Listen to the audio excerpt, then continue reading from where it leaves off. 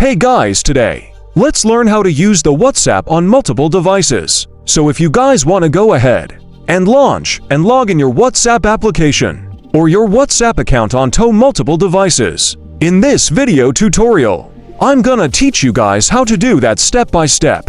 So please watch this video until the end to find out just how. Alright guys, so what we need to do first is to go ahead and basically tap on the WhatsApp application. And I want you to go ahead and tap on your settings option right here. And let's tap on linked devices. As you see, you could actually go ahead and use WhatsApp on web, desktop or other devices just by using this option.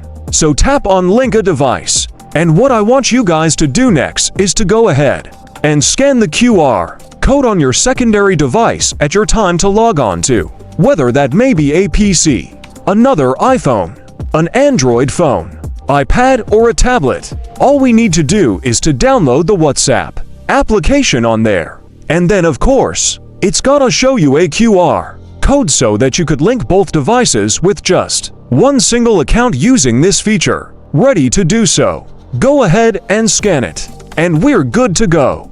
And that is all for this video. Please like this video and subscribe as well if you guys learned something. And I'll see you guys on the next video.